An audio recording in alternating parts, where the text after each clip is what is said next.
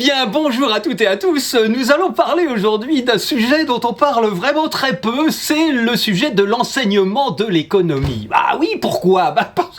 Parce qu'il y a un problème. Et oui, il y a un problème dans l'enseignement de l'économie.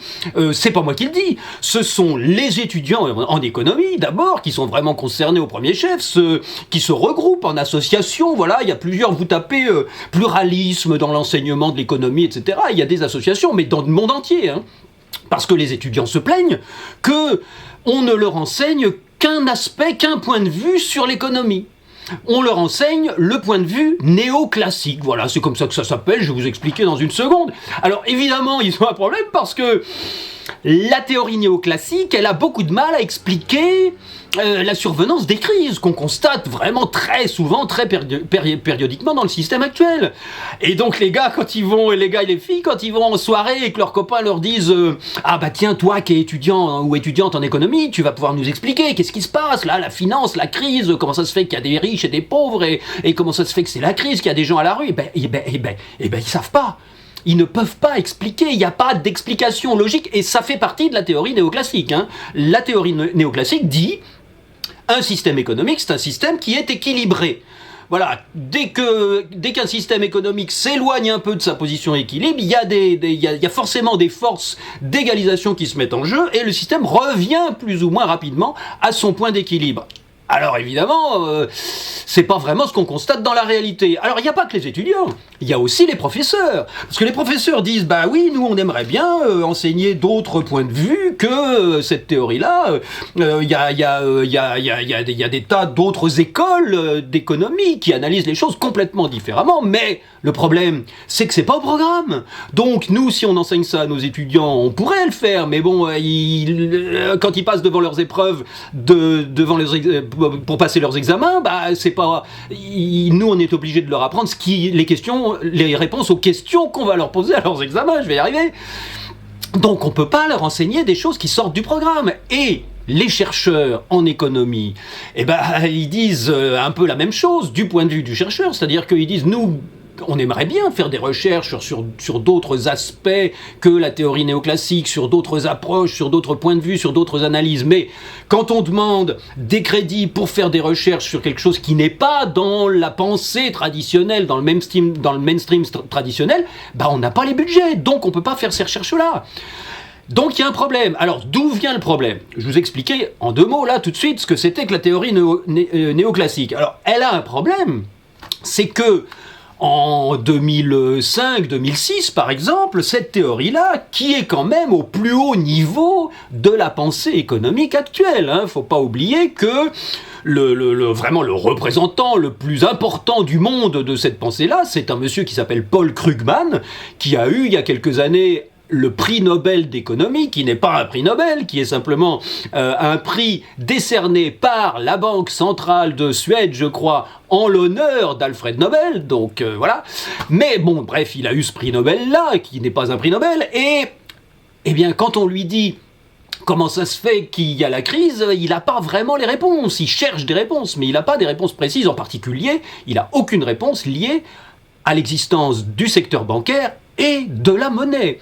Alors, écoutez bien. Il y a 2-3 ans, il y a un autre économiste extrêmement pointu, un Australien, qui s'appelle Steve Keen. Bon, Keen, K-2-E-N. Steve Keen. Et ce monsieur-là, ça fait des années, il a une 60aine d'années, il a été professeur en Australie, maintenant il est professeur à Londres, d'économie bien sûr, et ce monsieur-là, ça fait des années et des années qu'il étudie l'économie. Et il a peu à peu intégré dans son analyse la création monétaire, par le crédit bancaire, et donc le secteur bancaire. Et ils ont eu, figurez-vous, un débat il y a 2-3 ans qui a duré des mois et des mois par article de blog interposé. Le summum du débat, ça a été le jour où Paul Krugman a fait un article pour dire ce monsieur Steve Keen là, avec son secteur bancaire, avec le fait que les banques fassent du crédit, je ne vois pas, c'est texto, je pourrais vous donner l'extrait, il a dit je ne vois pas ce que les banques et le secteur bancaire viendraient faire dans une analyse économique. Et oui, pourquoi il a dit ça? Parce que dans la pensée néoclassique, le crédit, c'est une redistribution des gens qui ont un petit peu trop d'argent, des gens patients qui ont fait des économies, vers les gens impatients qui veulent avoir de l'argent tout de suite. Donc forcément, ça ne change rien à la quantité de monnaie dans l'économie. Quand on pense comme ça, c'est pas possible. On se dit, bon, le crédit, c'est de l'argent qui se déplace de là, d'un point A à un point B, des poches de ces gens-là aux poches de ces gens-là. Donc il n'y a aucune raison que ça fasse un boom économique ou que si on arrête ce système-là, ça fasse une crise. Évidemment, quand on pense comme ça, il n'y a pas de raison. Alors, j'en viens à l'analyse principale qui fonctionne aussi dans l'analyse de Steve Keen, qui est de dire, voilà, en gros, il y a 3 gros secteurs.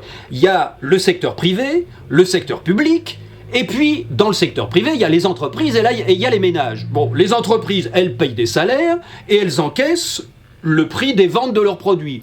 Les ménages, ils encaissent les salaires et ils payent le prix des produits. Donc tout ça, ça s'équilibre, ça fait un cycle.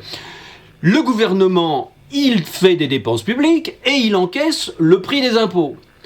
Et donc ces 3 systèmes-là sont en équilibre les uns par rapport aux autres. Par nature, la somme de tous les échanges, elle est forcément à 0. Sauf que, pour l'analyse néoclassique, le secteur financier, le secteur bancaire, il est en équilibre aussi. C'est-à-dire qu'il injecte des investissements et il recueille de l'épargne. Mais c'est pas ça. Le problème, c'est que il manque. Bon, il y a une analyse de la circulation monétaire, mais où est la source de la monnaie? Il n'y a pas d'émission monétaire dans ce système-là. Et donc ça, c'est ce que Steve Keen, qui, à mon avis, c'est un monsieur qui a consacré toute sa vie à ces recherches-là et qui a même mis au point un logiciel qui s'appelle Minsky, en souvenir de Hyman Minsky, un des économistes qui, dans les années 60, 80, je ne sais plus, ont déjà élaboré ces nouvelles analyses-là.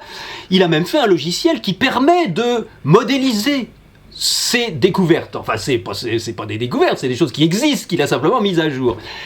Le fait qu'il n'est pas présent dans l'analyse néoclassique, et je vous rappelle que c'est cette analyse-là qui est enseignée dans toutes les universités, 99% des universités du monde, ce qui manque dans cette analyse-là, c'est l'émission de monnaie. Or, l'émission de monnaie, on le sait depuis que je vous en parle, elle est faite par le secteur bancaire. À chaque fois qu'une banque attribue un crédit. Et donc ce crédit-là, il faut bien réfléchir que c'est un revenu pour la personne qui reçoit ce crédit. Et quand elle dépense ce crédit-là, pour les gens à la suite qui reçoivent cette monnaie nouvelle, c'est du pouvoir d'achat nouveau. C'est un revenu. Et donc le secteur bancaire crée en permanence des revenus nouveaux qui ne sont pas comptés dans le système d'analyse néoclassique, que tous les étudiants apprennent, que tous les conseillers économiques de tous les gouvernements du monde transmettent aux politiciens. Il n'y a pas de secteur bancaire. Le secteur bancaire est neutre, ne sert à rien. Et ça, c'est un point aveugle énorme. C'est un point aveugle énorme qui ne permet pas, qui empêche de comprendre les raisons des crises économiques monstrueuses qui nous assaillent, des dépressions qui nous assaillent, et qui empêche de comprendre la nature des booms économiques et des bulles économiques, les bulles immobilières, les bulles boursières, etc. Parce que si on ne tient pas compte du secteur financier qui émet de la monnaie sous forme de crédit, évidemment on ne peut pas comprendre que il y ait de l'activité en permanence qui soit créée quand on rajoute de la monnaie dans l'économie. Si vous voulez, c'est comme un petit peu, je sais pas, si... voilà, il fait chaud, c'est l'été. Bon. Déjà, ça marche bien, il y a de la température. Et là, vous montez le chauffage. bah évidemment, ça va faire encore monter la température. C'est ça qui se passe avec le système monétaire qu'on a. C'est que quand il y a une euphorie ou simplement une confiance dans l'économie, dans le futur immédiat de l'économie, aussitôt les banquiers, le secteur bancaire se met à prêter, parce que quand ça monte, ça vaut le coup de prêter, parce que les garanties qu'on prend prennent de la valeur, donc forcément on risque pas de se planter, et les emprunteurs, les gens qui veulent de la monnaie, bah, ils veulent acheter tout de suite parce que les prix augmentent dans une période de boom économique. Donc, on a d'une incitation d'une part à acheter, d'une part à vendre du crédit. Donc, forcément, c'est allumer le chauffage en plein été. Donc forcément, c'est un effet procyclique. Ça augmente la bulle. Et puis alors, dans l'autre sens, quand il n'y a plus personne pour prendre du crédit et que quand on voit que les prix descendent, les prix de l'immobilier descendent, les prix de la bourse descendent, évidemment, les banquiers, le secteur bancaire se méfie et coupe les robinets du crédit.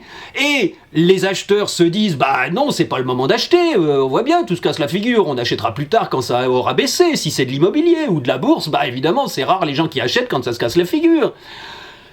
Et évidemment, ça revient à couper le chauffage en hiver. C'est ça l'image que vous pouvez retenir de la création monétaire et de l'origine véritablement monétaire des cycles économiques.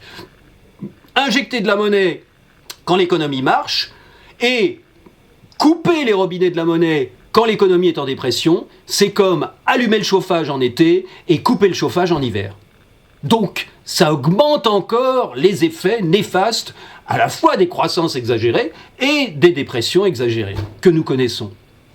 Voilà, c'est un petit peu ça. Alors, le problème de l'enseignement de l'économie, et je terminerai avec ça, c'est que cet aspect-là, pour l'instant, mais là je peux vous dire que ça bouge sérieusement, parce que dans tous les coins, il y a des économistes qui commencent à comprendre ça, et qui commencent à l'expliquer sérieusement, et bon, je pense que d'ici 2015, 2016 au plus tard, il va y avoir un immense mouvement, à la fois par les professionnels, par toute la population qui va dire, bon, ça y est, on a compris, il y a un problème dans les mécanismes de la création monétaire, il faut changer ça. Bon, d'accord. Mais pour l'instant, dans l'enseignement universitaire et scolaire, c'est pas dit. Les conséquences ne sont pas annoncées clairement. Et donc, évidemment, c'est pas quand on a appris un seul système, quand on est économiste ou quand on est au plus haut niveau du conseil des gouvernements, c'est pas à ce moment-là qu'on va se mettre à réétudier complètement à partir de zéro tout ce qu'on a appris depuis des dizaines et des dizaines d'années. Donc évidemment, les politiciens, ils suivent ce que leur disent leurs conseillers. Et là, la mode en ce moment, c'est à contracter les budgets des États, c'est-à-dire à faire de l'austérité, c'est-à-dire à couper le chauffage alors qu'il fait froid. Alors voilà, bon, ça c'est tout ce qui se passe au niveau de l'Europe, au niveau de la Banque centrale, et donc voilà, faut qu'on réfléchisse à ça, les amis, là, sérieusement. Bon voilà, je m'arrête là, j'ai un autre sujet passionnant pour la semaine prochaine, pardon. Ciao, à bientôt, bye bye.